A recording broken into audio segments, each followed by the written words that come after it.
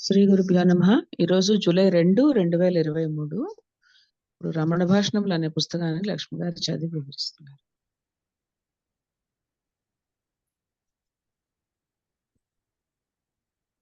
నారాయణ గారు, నమస్తే మేడం. నమస్తే అండి, చెప్పండి. ఏం లేదు మేడం, ఏం లేదు మేడం, ఊరికే ఇది చేశాను. Okay madam. ఓకే, అంటే మీరు దీనికి ప్రశ్న నంబర్ చూస్తున్నాం.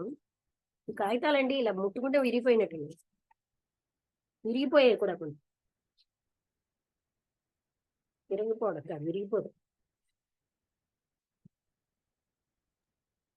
అంటే చాలా ఓల్డ్ బుక్ ఉన్నట్టుంది కదా మేడం.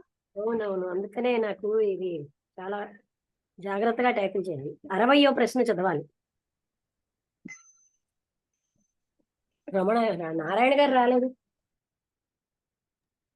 సండే కదా వస్తారు అనుకున్నాను.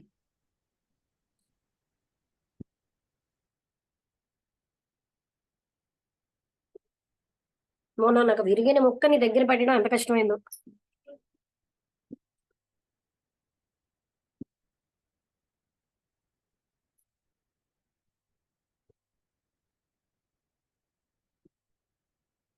దక్షిణ భారత రైల్వేలో ఉద్యోగి శ్రీ కెఎస్ఎన్ అయ్యర్ నా ధ్యానంలో మధ్య మధ్య అల్పాల్పంగా అవుదల కనవస్తున్నది. నేనెవరిని నన్ను ప్రశ్నించుకున్నప్పుడు నా బుద్ధి పనిచేసే విధం ఇట్లు. ఇది నా చేయి, దాన్ని చూస్తున్నది ఎవరు? నా కన్ను. కంటిని చూడటం ఎలాగా? అద్దంలో. ఆ రీతిగానే నన్ను చూచుకొనడానికి ఒక అద్దం కావాలి. నాలో ఆ అద్దం స్థానే నిలిచేదేమి? ఇదే నా ప్రశ్న. అర్థమైంది కదండి?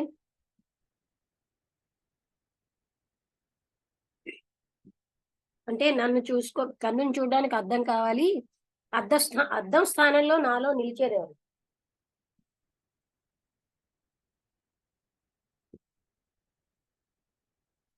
అంటే ఇప్పుడు మహర్షి అంటున్నాడు, అటైతే నేనెవరన్న విచారణ ఇంకెందుకు? మనసు చెదురుతున్నదనే తంతరం ఎందుకు? ఊరకే ఉన్నట్లే ఉండరాదు. అశాంత స్థితి నుంచి వెలికెందుకు వస్తావు? అశాంత స్థితి, అశాంత చూద్దాం ఉండండి. ఆ శాంత స్థితి నుంచి వెలికెందుకు వస్తావు అని అడిగాడు. అంటే పృచ్ఛకుడు, విచారణ ఏకాగ్రతకు సాయపడుతుంది. చింతన వల్ల లాభం అదొక్కటేనా? ఇంకా ఏం కావాలే? చిత్త ఏకాగ్రత అతి ప్రధానం. దాని నుండి చలించేదెందుకు? పృచ్ఛకుడు, నన్నేదో వెలికి లాగుతున్నది గనుక. మహర్షి, నేనెవరనే విచారణ అంటే నేనుకు మూలాన్ని కనుగొనడం. అది తెలిస్తే నీ అన్వేషణ ఫలించినట్లే. ఏకముఖంగా సాధన చేస్తూ కలవరపడి ఓటమి నెక్కించుకుని మధ్యలో విడనాడరాదని శ్రీ భగవాన్ ప్రవచన సారం. 21 జూలై. డాక్టర్ రాధాకమల్ ముఖర్జీ ఆర్థిక శాస్త్రాచార్యుడు. ఆయన గ్రంథం ఒకటి లాంగ్మన్ గ్రీన్ కంపెనీ వారు ప్రచురించారు. మధ్య వయస్కుడు, ప్రసన్న దృక్కు, సౌమ్యుడు, యోగాభ్యాసి. ఆయనకేదో గూఢానుభూతులు కలిగినవి. వాని అంతరార్థానికే శ్రీ భగవాన్ను వేడినారు. ఆత్మానుభవం అప్రాప్యమనిపించి గురు రమణుల సాయము కోరినారు. ఆయన ప్రశ్న, ఉపనిషత్తులు తెలిపిన ధ్యాన పద్ధతి ఇప్పుడు అగుపించదు. నాకా విధానం బెంగాలులోని యోగవర్యులొకరు నేర్పినారు.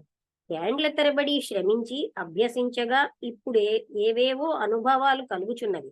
కానీ వాని అర్థం తెలియడం లేదు. కొన్ని వేళలు అనుకుంటాను, భూమా అంటే శుద్ధ చిత్తు, సరే భూమా అనంతమని, నేను పరిమిత చేతనుడనని. అది సరియేనా? అంటే మహర్షి, ఉన్నది భూమ ఒక్కటే, దానికి అవధి లేదు. దాని నుండి పరిమిత చేతస్సు వెడలి ఉపాధిని ఆశ్రయిస్తుంది. ఇది ఆభాస, ప్రతిబింబం. ఈ వ్యక్తి చైతన్యాన్ని పూర్ణ చిత్తులో కలుపు, అదే చేయవలసింది. భూమము పరమాత్మకు విశేషణం గలదా కదా? విశేషణం కదా, పరమాత్మకు విశేషణం కదా అంటే భూమము పరాత్పరము. ఎత్ర నాణ్యత్ పశ్యతి, ఎత్ర నాణ్యత్ శృణోతి. మహర్షి చెప్తున్నారు, స భూమా ఎచట అన్యమేదియు చూడము, ఎచట వేరేదియు వినము. అది కేవలము, అది అనిర్వచనీయము, నిర్వర్ణనీయము, నిర్వికారము. పృచ్ఛకుడు, అక్కడ అనంతాకాశం అవగతమవుతుంది. బహుశః అది భూమకు కొంచెం క్రిందుగా దాన్ని ఒడుసుకుంటూ ఉంటుంది. నా ఊహ సరియైనా? ఉన్నది భూమ ఒక్కటే, తదన్యమేమీ లేదు. ఇన్నింటినీ తెలుపుతున్నది నీ మనస్సే. నేనన్న ఆకాశం మనస్సుకు అతీతం. అవునవును. ఆ ప్రొఫెసర్ తన వెనుక కొద్ది దూరంలో కూర్చున్న ఆమె కదంతా హిందీలో తెలియజేశాడు. ఆమె విక్షేపానికి ధ్యానానికి గల భేదమేమి? మహర్షి, భేదమేమి? తలపులు కలిగినప్పుడుది విక్షేపము, లేనప్పుడుది ధ్యానము. ఇంతకు ధ్యానం అభ్యాసమే, అది పూర్ణ శాంతం కాదు. ధ్యానాన్ని ఎట్లు అభ్యసించడం? తలపులను దూరంగా ఉంచు. ఆమె, వ్యవహారానికి ధ్యానానికి సమన్వయం ఎట్లు? మహర్షి, ఆ కర్మలు అనర్చేదెవరు? ఆ ప్రశ్నను అడిగితే సరి. నీవెప్పుడూ ఆత్మవే, మనస్సు కావు. ఈ ప్రశ్నలు గుప్పించేదంతా మనస్సే. ఎప్పుడే ఏ పని జరిగినా ఆత్మ సమక్షంలోనే జరుగుతుంది. ఆత్మ బోధకు పని అడ్డు రాదు. కర్త స్వరూపాన్ని సరిగా గ్రహించినందువల్లనే కలతకు కారణం. స్వరూపము గూర్చిన అమిథ్యాజ్ఞానం నెట్టివేయి. ఇక్కడ వ్యవహారానికి ధ్యానానికి సమన్వయం ఎట్లంటే ఆ కర్మలు అనర్చేదెవరు? ఆ ప్రశ్నను అడిగితే సరి. నీవెప్పుడూ ఆత్మవే, మనస్సు కావు. ఈ ప్రశ్నలు గుప్పించేదంతా మనస్సే. ఎప్పుడే పని జరిగినా ఆత్మ సమక్షంలోనే జరుగుతుంది. ఆత్మబోధకు పని అడ్డు రాదు. కర్త స్వరూపాన్ని సరిగా గ్రహించినందువల్లనే కలతకు కారణం. స్వరూపం కూర్చిన అమిథ్యా జ్ఞానం నెట్టివేయి. ప్రొఫెసర్, చిదభావ స్థితి పూర్ణచిత్ స్థితి సన్నిహితమే కదా. చిత్ ఒక్కటే మిగులుతుంది, మరేదీ కాదు. ప్రొఫెసర్, భగవాన్ మౌనశక్తి అపారము. అది మాకెంతో శాంతిని చేకూర్చుతున్నది.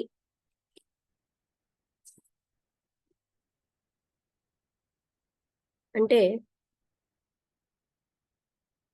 మౌనం ఎడతగని వచస్సు. వచస్సు సశబ్దమైనప్పుడు అది మౌన వచస్సు కడ్డు వస్తుంది. మౌనం దాల్చిన వాడు తన పరిసరాలకు అత్యంతం దగ్గరగా ఉంటాడు. శ్రీ దక్షిణామూర్తి మౌనం 4 ఋషులకు చిన్న సంశయములను చేసిందట. మౌన వ్యాఖ్యా ప్రకటిత పరబ్రహ్మ తత్వం. మౌనం వ్యాఖ్య అన్నారు. మౌనశక్తి అంతటిది. స్వరయుత వచస్సుకు వాగ్ అవయవాలు అవసరం, కానీ మౌన వచస్సు తలపులకు అవ్వలది. అది వాగతీతము, పలుకని పదము, పరావాక్కు. పృచ్ఛకుడు, ఆత్మస్థితిలో ప్రజ్ఞ ఉండునా? మహర్షి, ప్రజ్ఞ లేదు. ప్రజ్ఞ లేని నిద్ర. ఆత్మానుభవంలో ప్రజ్ఞ ఉంది, కానీ ఆ ప్రజ్ఞ సామాన్యమైన కర్తృకర్మ సంబంధి జ్ఞానం కాదు. అది పూర్ణబోధము. ప్రజ్ఞావదానికి 2 అర్థాలున్నవి. వాక్యార్థము వృత్తి, రూఢి. లక్ష్యార్థము జ్ఞానము, ఆత్మ స్వరూప యౌగతు. పృచ్ఛకుడు, వృత్తి నుండి కదా ఎవరైనా జ్ఞానాన్ని గుర్తించేది. మహర్షి, నిజమే, కానివాడు వృత్తిని జ్ఞానమని భ్రమపడతాడు. వృత్తి మనోరీతి. నీవు మనస్సు కావు, నీవు దానికి అతీతంగా ఉన్నావు. ఆమె, ఒక్కొక్క మాటు బ్రహ్మాకార వృత్తిలో ఉండిపోవాలనన్న కోరికే అనివార్యంగా కలుగుతుంది. చాలా మంచిదే మహర్షి అన్నారు. అది సహజమయ్యే వరకు అలవర్చుకోవాలి. అప్పుడు అది స్వరూపంగా స్వాత్మగా పరాకాష్ఠను అందుతుంది. ఆ పిదప శ్రీ భగవాన్ దాన్ని ఇంకా వివరించారు. వృత్తిని జ్ఞానమని బహుళంగా భ్రాంతి పడతారు. వృత్తి ఒక విషయం ఆభాస స్థితిలో వ్యవహరిస్తుంది. అజ్ఞానానికి సాపేక్ష జ్ఞానానికి పైది జ్ఞానము. అది వృత్తి రూపం కాదు. అందు కర్తృ కర్మములు కలుగబోవు. వృత్తి రాజసిక మనస్సుకు చెందినది. సాత్విక మనస్సుకు శాంతమనం రజోగుణ సంపర్కం ఉండదు. రాజసికానికి సాక్షి సాత్వికము. నిజానికి సాత్వికం చేతస్సే, కాని దానిని సాత్విక మనస్సు అనే అంటారు. ఎందుకంటే తాను సాక్షిని అన్న భావన అభాస యొక్క వ్యాపారం. మనస్సే చిదాభాస. సాక్షినన్న భావనలోనే మనస్సు సూచితం కాలేదా? కానీ మనస్సు తనకు తానే క్రియాసమర్థం కాదు. అట్టి దానిని సాత్విక మనస్సు అన్నారు. సాత్వికమని అన్నారు. జీవన్ముక్తిని స్థితి అట్టిది. వానికి దానిని నష్టమానసని కూడా వర్ణించారు. జీవన్ముక్తికి మనస్సంటూ ఒకటి ఉండడం, అది నష్టం కావడం. జీవన్ముక్తునికి మనస్సంటూ ఒకటి ఉండడం, అది నష్టం కావడం విరుద్ధంగా లేదు. తెలియని వారితోడి వాదనలో ఈ పాటి వైరుధ్యాన్ని అంగీకరించవలసి ఉంటుంది. జీవన్ముక్తిని మనస్సే బ్రహ్మమన్నారు కొందరు. వారిని బ్రహ్మవిధుడు అని ఎలాగనడం? బ్రహ్మము విషయమా వేద్యమవడానికి? కానీ జనసామాన్యం మాట్లాడే వరసగా దానిని గణించవచ్చు. జీవన్ముక్తునికి ఈశ్వరునికి కూడా సాత్విక మనస్సు సంభావించారు. మరికొందరు కాకపోతే జీవన్ముక్తిని ఉనికి మనకి ఎట్లు అని వారి వాదమాత్రం ఆ సాత్విక మనస్సును అంగీకరించవచ్చు. యథార్థంగా సాత్విక మనసు పరమాత్మయే. దృశ్యము సాక్షి చివరకు లభ్యం కావడం తప్పదు. కేవలం పరమాత్మ విభూతియే వెలుగుతుంది. అది అజ్ఞాన శూన్యస్థితి కాదు, స్వరూపమే. కొందరి మతంలో శుద్ధ చైతన్యం నుండి మనస్సు పుడుతుంది. ఆ వెంట జనించేది ఆభాస. ఇక కొందరు ఆభాసయే మొదట కలుగుతుంది, ఆ వెనకనే మనస్సు తలసూపుతుంది అంటారు. ఇంతకు మనస్సు ఆభాస ఏకకాలంలో కలిగేవే. ఆ ప్రొఫెసర్ వెంట వచ్చిన ఆమెకు మహర్షిని వదిలి తిరిగి పోవడం మనస్కరించలేదు. ఆ ప్రొఫెసర్ త్వరలో తాను 1000 మైళ్ళ దూరంగా పోనున్నానని భగవాన్ తను అనుగ్రహించవలనని అర్థించాడు. భగవాన్ అన్నారు, కాలం దేశము మనఃకల్పితాలే. వానిని మనస్సుని గడచి ఉండేది స్వరూపం. ఆత్మకు దగ్గర దూరము లేవు. ఆ ప్రొఫెసర్ వెంట వచ్చిన ఆమెకు మహర్షిని వదిలి తిరిగి పోవడం మనస్కరించలేదు. సద్గురువులు అన్నారు, నీవు సదా సన్నిధిలోనే ఉన్నావనుకో, అప్పుడు నీకు ఊరటగా ఉంటుంది. ఆ సాయంత్రం వారిరువురు వెళ్ళిపోయినారు. అంటే మహర్షి ఆమె మనస్సులో భావం గ్రహించి అన్నారనమాట. ఇక్కడ మీకు కొంచెం అర్థం కాని ఒక పాసేజ్ మళ్ళీ చదువుతాను.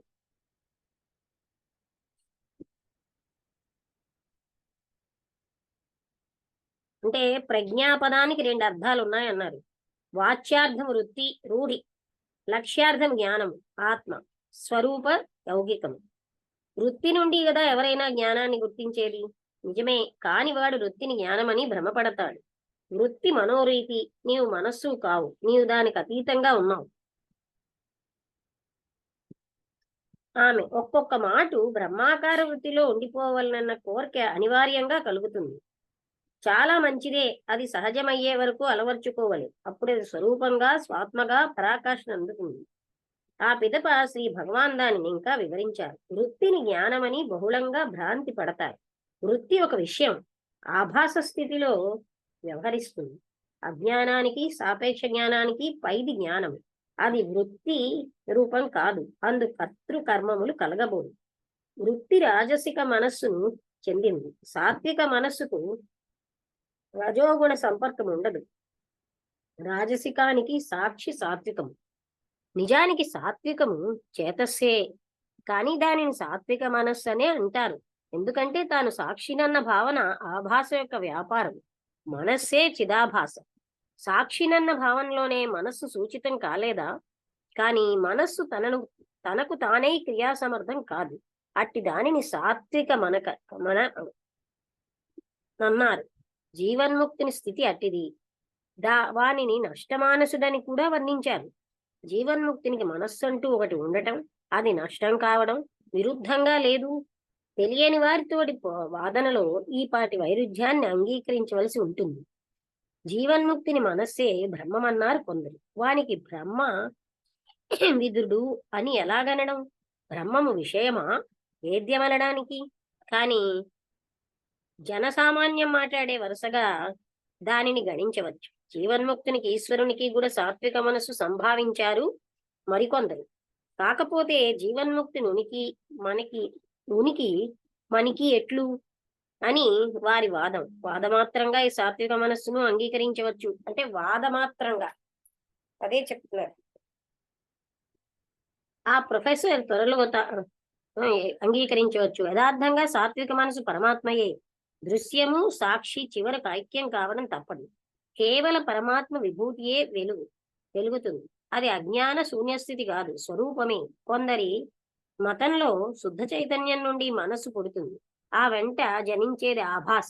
ఇక కొందరు ఆభాసయే మొదట కలుగుతుంది, ఆ వెనుకనే మనస్సు తలసూపుతుంది అంటారు. ఇంతకు మనస్సు ఆభాస ఏకకాలంలో కలిగేది.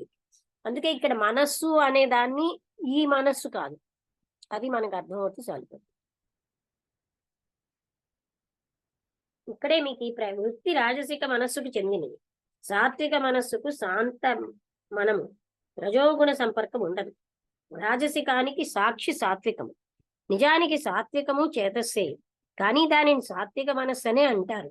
ఎందుకంటే అది తాను సాక్షినన్న భావన ఆభాస యొక్క వ్యాపారం. మనస్సే చిదాభాసం. సాక్షినన్న భావనలోనే మనస్సు సూచితం కాలేదా, కానీ మనస్సు తనకు తానే క్రియాసమర్థం కాదు. అట్టి దానిని సాత్విక మనస్సు అన్నారు. జీవన్ముక్తుని స్థితి అట్టిది. వానిని నష్టమానసుడని కూడా వర్ణించారు. జీవన్ముక్తునికి మనస్సు అంటూ ఒకటి ఉండటం, అది నష్టం కావడం విరుద్ధంగా లేదు. తెలియని వానితోడి వాదనలో ఈ పాటి వైరుధ్యాన్ని అంగీకరించవలసి ఉంటుంది. జీవన్ముక్తిని మనస్సే బ్రహ్మమన్నారు కొందరు. వానిని బ్రహ్మవిదుడని ఎలాగనడం? బ్రహ్మము విషయమా వేద్యమవడానికి? కానీ జనసామాన్యం మాట్లాడే వరుసగా దానిని గణించవచ్చు. మీకు అర్థమవుతుందా?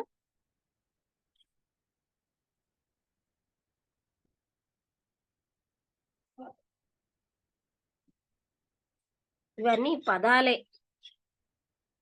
ఎక్కడి వరకు అయింది?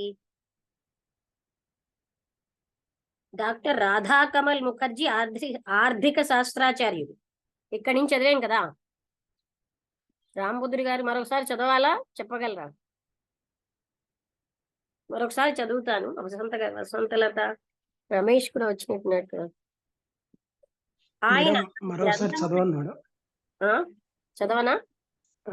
ఇంకోసారి చదివితేనే కొద్దిగా. డాక్టర్ రాధాకమల్ ముఖర్జీ ఆర్థిక శాస్త్రాచార్యుడు. ఆయన గ్రంథం ఒకటి లాంగ్మన్ గ్రీన్ కంపెనీ వారు ప్రచురించారు. మధ్య వయస్కుడు, ప్రసన్న దృక్కు, సౌమ్యుడు, యోగాభ్యాసి. ఆయనకేవో గూఢానుభూతులు కలిగినవి. దాని అంతరార్థానికే శ్రీ భగవాన్ వేడినారు. ఆత్మానుభవం అప్రాప్యమని అనిపించి రమణుల సాయం కోరినారు. ఆయన ప్రశ్న: ఉపనిషత్తులు తెలిపిన ధ్యాన పద్ధతి ఇప్పుడు అగుపించదు.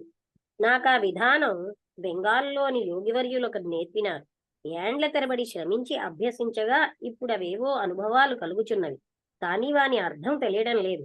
కొన్ని వేళలు అనుకుంటాను, భూమా అంటే శుద్ధ చిత్తు, అనంతమని, నేను పరిమిత చేతసుడనని. అది సరియైనా? మహర్షి: ఉన్నది భూమ ఒక్కటే, దానికి అవధి లేదు. దాని నుండి పరిమిత చేతస్సు వెడలి ఉపాధిని ఆశ్రయిస్తుంది. ఇది ఆభాస, ప్రతిబింబం. ఈ వ్యక్తి చైతన్యాన్ని పూర్ణ చిత్తులో కలుపు. అదే చేయవలసింది. వ్యక్తి చైతన్యాన్ని పూర్ణ చిత్తులో కలుపు. మహర్షి: ఉన్నది భూమ ఒక్కటే, దానికి అవధి లేదు అని చెప్పారు కదా. భూమము పరమాత్మకు విశేషణం కదా అన్నారు పృచ్ఛకుడు. భూమము పరాత్పరము. ఎత్ర నాణ్యత్ పశ్యతి, ఎత్ర నాణ్యత్ శృణోతి స భూమా. ఎచట అన్యమేదియూ చూడమో, వేరేదియూ వినమో, అది కేవలము, అది అనిర్వచనీయము, నిర్వన్ననీయము, నిర్వికారము. పృచ్ఛకుడు: అక్కడ అనంతాకాశం అవగతమవుతుంది. బహుశः అది భూమకు కొంచెం కిందుగా దాన్ని పొరుసుకుంటూ ఉంటుంది. నా ఊహ సరి అయినా ఉన్నది భూమ ఒక్కటే, తదన్యమే లేదు. ఇన్నింటినీ తెలుపుతున్నది నీ మనస్సే. పృచ్ఛకుడు: నేనన్న ఆకాశం మనస్సుకు అతీతం. అవునవును మహర్షి అన్నారు. ఆ ప్రొఫెసర్ తన వెనక కొద్ది దూరంలో కూర్చున్న ఆమెకి ఇదంతా హిందీలో తెలియజేశాడు. ఆమె విక్షేపానికి ధ్యానానికి గల భేదమేమి? మహర్షి, భేదమేమి? తలపులు కలిగినప్పుడది విక్షేపము, లేనప్పుడది ధ్యానము.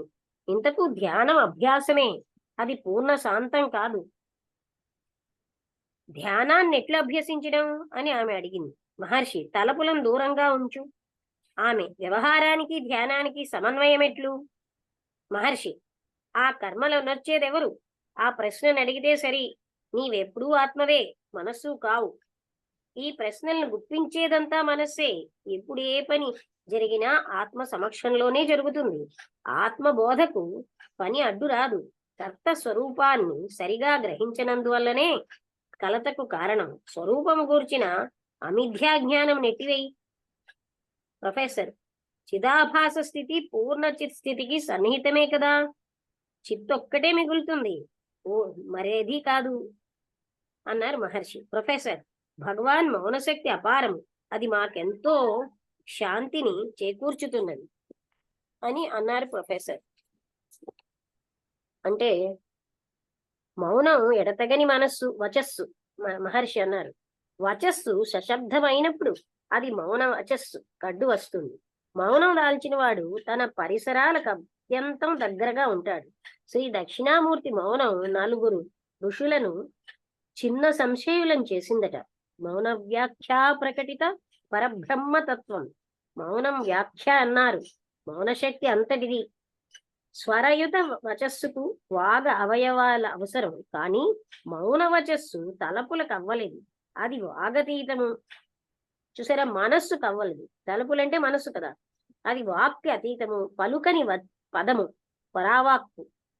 పృచ్ఛకుడు, ఆత్మస్థితిలో ప్రజ్ఞ ఉండునా? మహర్షి, ప్రజ్ఞ లేని నిద్ర. ఆత్మానుభవంలో ప్రజ్ఞ ఉంది, కానీ ఆ ప్రజ్ఞ సామాన్యమైన కర్తృకర్మ సంబంధి జ్ఞానం కాదు. అది పూర్ణ బోధము. ప్రజ్ఞాపదానికి 2 అర్థాలున్నాయి. వాచ్యార్థము వృత్తి రూఢి, లక్ష్యార్థము జ్ఞానము ఆత్మ స్వరూప యౌగికులు. పృచ్ఛకుడు, వృత్తి నుండి కదా ఎవరైనా జ్ఞానాన్ని గుర్తించేది. మహర్షి, నిజమే, కాని వాడు వృత్తిని జ్ఞానమని భ్రమపడతాడు. వృత్తి మనోరీతి, నీవు మనస్సు కావు, నీవు దానికి అతీతంగా ఉన్నావు. ఆమె, ఒక్కొక్క మాటు బ్రహ్మాకార వృత్తిలో ఉండిపోవాలి అనే కోరిక అనివార్యంగా కలుగుతుంది. మహర్షి, చాలా మంచిదే, అది సహజమయ్యే వరకు అలవర్చుకోవాలి. అప్పుడు అది స్వరూపంగా స్వాత్మగా పరాకాష్ఠ నందుతుంది. ఇది కొంచెం పెద్దదే, కానీ పర్వాలేదు. ఆ పిదప శ్రీ భగవాన్ దానిని ఇంకా వివరించారు. వృత్తిని జ్ఞానమని బహుళంగా భ్రాంతి పడతారు. వృత్తి ఒక విషయం అభాస స్థితిలో వ్యవహరిస్తుంది. అజ్ఞానానికి సాపేక్ష జ్ఞానానికి పైది జ్ఞానం. అది వృత్తి రూపం కాదు. అందు కర్తృకర్మములు కలగబోవు. వృత్తి రాజసిక మనస్సుకు చెందింది. సాత్విక మనస్సుకు శాంత మనము, రజోగుణ సంపర్కం ఉండదు. రాజసికానికి సాక్షి సాత్వికము, రజోగుణానికి సాక్షి సాత్వికము. నిజానికి సాత్వికం చేతస్సే, కాని దానిని సాత్విక మనస్సు అనే అంటారు. ఎందుకంటే తాను సాక్షినన్న భావన ఆభాస యొక్క వ్యాపారం. మనస్సే చిదాభాస. సాక్షిని అన్న భావనలోనే మనస్సు సూచితం కాలేదా? కాని మనస్సు తనకు తానే క్రియాసమర్థం కాదు. అట్టి దానిని సాత్విక మనస్సు అన్నారు. జీవన్ముక్తిని స్థితి అట్టిది. వానిని నష్టమానసుడని కూడా వర్ణించారు. జీవన్ముక్తికి మనస్సు అంటూ ఒకటి ఉండడం, అది నష్టం కావడం విరుద్ధంగా లేదు. తెలియని వారితోటి వాదనలో ఈ పాటి వైరుధ్యాన్ని అంగీకరించవలసి ఉంటుంది. చూసారా, జీవన్ముక్తిని మనస్సే బ్రహ్మం అన్నారు కొందరు. వానిని బ్రహ్మవిధుడని ఎలాగనడం? బ్రహ్మం విషయమా వేద్యం అవడానికి? అంటే బ్రహ్మం చూస్తున్నవాడని ఎలా అంటాం? బ్రహ్మం విషయమా తెలియడానికి? వేద్యం అంటే తెలియబడేది. కానీ జనసామాన్యం మాట్లాడే వరుసగా దానిని గణించవచ్చు. అంటే జనసామాన్యం అలా అంటాడు, కానీ మామూలుగా ఇంకా లోపలికి వెళ్తే బ్రహ్మాన్ని తెలియడం ఏమిటి? జీవన్ముక్తినికి ఈశ్వరునికి కూడా సాత్విక మనస్సు సంభావించారు మరికొందరు. కాకపోతే జీవన్ముక్తిని ఉనికి మనకి ఎట్లు అని వారి వాదం. వాదమాత్రంగా ఈ సాత్విక మనస్సును అంగీకరించవచ్చు అన్నారు. యథార్థంగా సాత్విక మనస్సు పరమాత్మయే. దృశ్యము సాక్షి చివరకు ఐక్యం కావడం తప్పదు. కేవలం పరమాత్మ విభూతియే వెలుగుతుంది. అది అజ్ఞాన శూన్యస్థితి కాదు. అంటే సాక్షి స్థితి కూడా అది పూర్తిగాను దృశ్యము సాక్షి చివరకు ఐక్యం కావడం తప్పదు. అంటే సాక్షి స్థితిలో పర్మనెంట్ గా ఉండిపోవడం కాదు. కేవలం పరమాత్మ విభూతియే వెలుగుతుంది. అది అజ్ఞాన శూన్యస్థితి కాదు, స్వరూపమే. కొందరి మతంలో శుద్ధ చైతన్యం నుండి మనస్సు పుడుతుంది, ఆ వెంట జనించేది ఆభాస. ఇక కొందరు ఆభాసే మొదట కలుగుతుంది, ఆ వెనకనే మనస్సు తలసూపుతుంది అంటారు. ఇంతకు మనస్సు ఆభాస ఏకకాలంలో కలిగేవే. ఆ ప్రొఫెసర్ త్వరలో తాను 1000 మైళ్ళ దూరంగా పోతున్నానని భగవాను తన్ను అనుగ్రహించవలనని అర్థించారు.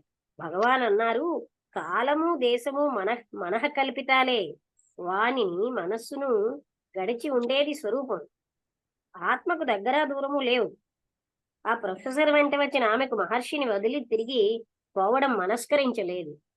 సద్గురువులు అన్నారు, నీవు సదా సన్నిధిలోనే ఉన్నావనుకో, అప్పుడు నీకు ఊరటగా ఉంటుంది.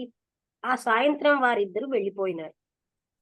ఇక్కడితో అయిపోయింది. అర్థమైంది కదా ఇప్పుడు?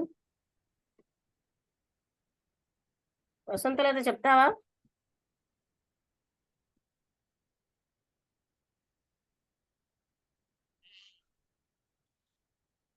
మొదట నుంచి చదివాను, మీరు వచ్చాక. అంటే కొంచెం బుక్ ఉందే కదా నీ దగ్గర, టెక్స్ట్ బుక్ ఉంది కనుక.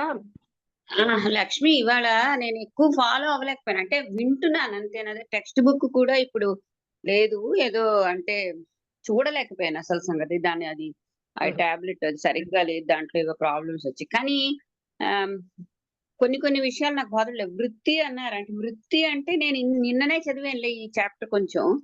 వృత్తి అంటే ఏమిటి? ప్రవృత్తి లేకపోతే నేచర్ అనా, అంటే నేచర్ అంటే స్వభావం అనా, లేకపోతే ఇందులో ఇంగ్లీష్ లో లిటరల్ మీనింగ్ అని రాసుంది. వృత్తి అంటే ఏమిటి అని అది లిటరల్ మీనింగ్ అని ఉందా? అది ఏనా మనము చదివేటువంటి పుస్తక జ్ఞానం ఇవన్నీ వర్డ్స్ లో ఉంటాయి కదా, అంటే వాటిని అలా రాజసిక రాసింది. అంటే వృత్తి ఇక్కడ ఆయన వాడిన దాన్ని బట్టి వృత్తి ఒక విషయం. వృత్తిని జ్ఞానమని బహుళంగా భ్రాంతి పడతారు. బహుళంగా అంటే చాలా అంటే వృత్తి ఒక విషయం. వృత్తి అంటే మనం చదివేటువంటి పదాలు, తర్వాత మనం వినే మాటలు, వీటి వల్ల వచ్చేటువంటి అండర్స్టాండింగ్ ని వృత్తి అని అనుకోవచ్చు. జ్ఞానం అంటే అది కంప్లీట్లీ అనుభవ సంబంధమైనటువంటి విషయము అని చెప్తున్నారు. వృత్తికి జ్ఞానానికి అదే తేడా, అది తేడా ఉంది అని చెప్పారు. అది కొంతవరకు ఫాలో అయ్యాను. అంటే మనం చదువుతున్నటువంటి శాస్త్రాలు, ఇవి అధ్యయనాలు, మాటలు, లెక్చర్లు ఇవన్నీ ఏంటంటే అంతవరకే ఉంటాయి. అవి నీకు అని అసలైన ఆత్మానుభవాన్ని కల్పించవు. ఎక్కడైతే మనకు ఆత్మస్థితిలో ఉండగలుగుతామో. ఒక్కసారి చదివితే మరొక్కసారి చదువుతాను చూడు. ఒక్కొక్క మాట బ్రహ్మాకార వృత్తిలో ఇక్కడ ఏం చెప్పారంటే, ఇక్కడి నుంచి చదువుతాం. ప్రజ్ఞలేమి నిద్ర, ప్రజ్ఞలేమి నిద్ర అంటే ఎప్పుడు ప్రజ్ఞ ఉండదు నిద్రలో. ఆత్మానుభవంలో ప్రజ్ఞ ఉంది, కానీ ఆ ప్రజ్ఞ సామాన్యమైన కర్తృకర్మ సంబంధి జ్ఞానం కాదు, అది పూర్ణబోధం. ప్రజ్ఞావాదానికి 2 అర్థాలు ఉన్నాయి. వాచ్యార్థం మాటల్లో అంటే వృత్తి, రూఢి. లక్ష్యార్థం జ్ఞానము, అంటే వృత్తి అంటే రూఢి అని ఉంది. లక్ష్యార్థము అంటే జ్ఞానము. వృత్తి నుండి ఎవరైనా జ్ఞానాన్ని గుర్తించేది అని పృచ్ఛకుడు అడిగాడు. మహర్షి, నిజమే, కానీ వాడు వృత్తిని జ్ఞానమని భ్రమపడతాడు. వృత్తి మనోరీతి, నీవు మనస్సు కావు, నీవు దానికి అతీతంగా ఉన్నావు. అంటే వృత్తి మనోరీతి. ఆమె ఒక్కొక్క బ్రహ్మాకార వృత్తిలో ఉండిపోవాలన్న కోరికే అనివార్యంగా కలుగుతుంది. అంటే చాలా మంచిదే. అక్కడ వృత్తి అంటే అది మనోరీతి కాదు, అది సహజమయ్యే వరకు అలవర్చుకోవాలి. అప్పుడు అది స్వరూపంగా స్వాత్మగా పరాకాష్ఠను అందుతుంది. అది ఆవిడ ధ్యానం గురించి అడిగారు. అంటే ధ్యానంతో మనకి జ్ఞానం అనేది వస్తుందా అంటే, ఆ ధ్యానాన్ని ఒకప్పుడు నాకు అందులోనే ఉండిపోవాలని ఉంటుంది అంటే అది మంచిదే. అయితే జ్ఞానం అనేది అది ఇంకో దగ్గర, కానీ ఆ జ్ఞానం కాదు, అది ఇంకో దగ్గర.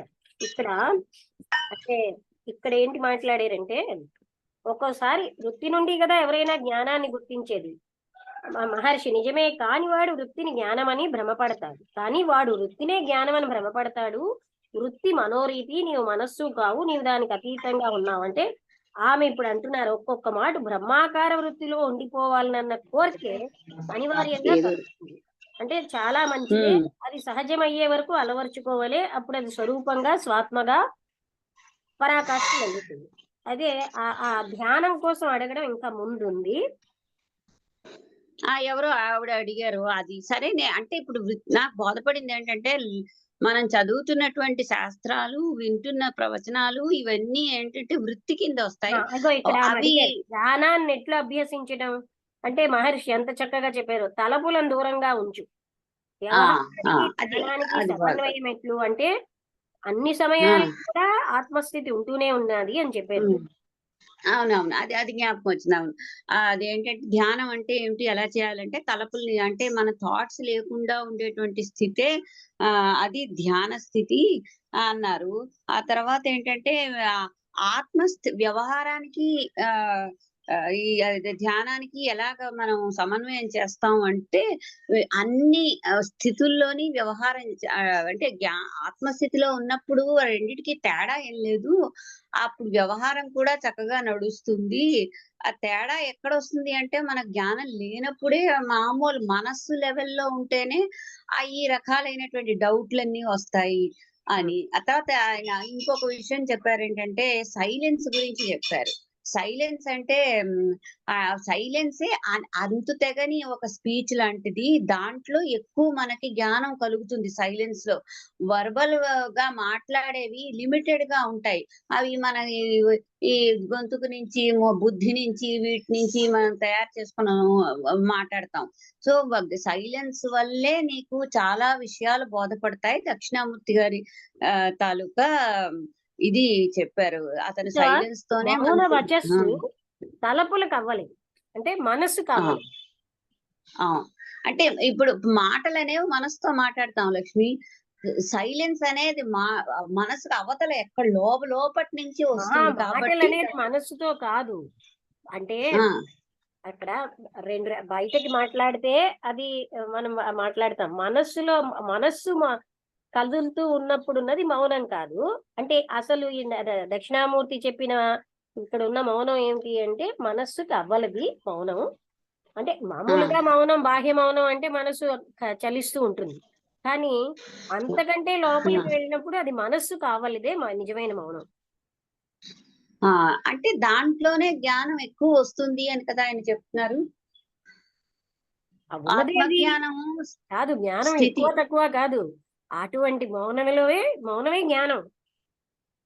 సరే, కానీ ఇవాళ చదివింది కొంచెం కష్టంగానే ఉంది లక్ష్మి, అది బోధపడ్డం కష్టం ఇవాళ చదివింది. కానీ పర్వాలేదు, అలా మనం ప్రయత్నిస్తే కొంచెం అంటే ఏదో బ్యాచెస్ లాగా బోధపడింది కానీ ఒకసారి నేను మౌన వచస్సు తలపులకు అవ్వలేదు, అది వాక్కుకు అతీతము, పలుకని పదము పరావాక్కు. అంటే పలకని పదము పరావాక్కు అంటారు. ఆత్మస్థితిలో ప్రజ్ఞ అప్పుడు అడిగారు అనమాట, అంటే ప్రజ్ఞ లేకపోవడమే నిద్ర. అంటే అదే అంటే ఆత్మస్థితిలో ఉన్న వాళ్ళకి నిద్ర అనేది ఉన్నా సరే అది చాలా మెలకుగానే ఉంటుంది, వేరే మామూలుగా లేని వాళ్ళకి నిద్రపోతారు. ఆ టాపిక్ లేదు. ప్రజ్ఞ అంటే ఆత్మస్థితిలో ఉన్నప్పుడు ప్రజ్ఞ ఉంటుందా అంటే ఆయన ఏమన్నారంటే ప్రజ్ఞ లేకపోవడం అంటే ఇక్కడ ప్రజ్ఞ అంటే ఏమిటి, కాన్షియస్ గా ఉండడం. ఇప్పుడు చూడు అవేర్నెస్. ఆత్మస్థితిలో ప్రజ్ఞ ఉంటుందా అంటే ప్రజ్ఞ లేనిదే నిద్ర అన్నారు. అంటే ఇప్పుడు ఏంటన్నారు, మనకి దత్తాత్రేయుల వారు సుషుప్తావస్థలో కూడా జ్ఞానం ఉంది, కానీ తమస్సుతో కవర్ అయిపోయింది. అంటే అదే నేను అదే అనుకుంటున్నాను. అంటే మనం అంటే యోగి తాలూకా యోగ నిద్రకిను నార్మల్ మనుషుల తాలూకు నిద్రకి తేడా ఇదేంటంటే మనం ఆ తమస్సులో ఉండిపోతాము. ఆ యోగి నిద్ర కాదు, ఇక్కడ ఏం చెప్తున్నారంటే ఆత్మస్థితిలో ఉన్నప్పుడు ప్రజ్ఞ ఉంటుందా అంటే ఆత్మస్థితి అర్థమైందా, ఆ యోగి కోసం ఏమి ఇప్పుడు కాదు, ఆ స్థితిలో ప్రజ్ఞ ఉంటుందా అంటే సంబంధం ఏమిటి, నిద్ర సంబంధం నీకు అర్థం చెప్తాను. అందుకే నేను ఆత్మస్థితిలో ప్రజ్ఞ కోసం ఏం చెప్పారంటే ప్రజ్ఞ లేకపోవడమే నిద్ర. అంటే ప్రజ్ఞలేమి నిద్రలో జరుగుతుంది మామూలుగా. ఓకే. ఆహా! అంటే అతను చెప్తుంది ఏంటంటే అవేర్‌నెస్ లేకపోవడం అనేదే నిద్ర. అంటే నిద్ర అంటే ఫిజికల్ నిద్ర కాదు. ఇగ్నోరెన్స్. అవునా? ఆ! ఆ! అది బోధపడింది. అది కరెక్టే. అది. ఆ తర్వాత ఇంకేదో ఒక పర్టిక్యులర్ విషయం గురించి కూడా ఆయన ఏదో చెప్పారు. ఏది అంటే మర్చిపోయాను నేను. అదీను చూడు, సుషుప్తావస్థలో కూడా అప్పుడు ఏంటంటే అది సంపూర్ణమైన ఆత్మావస్థ కాదు.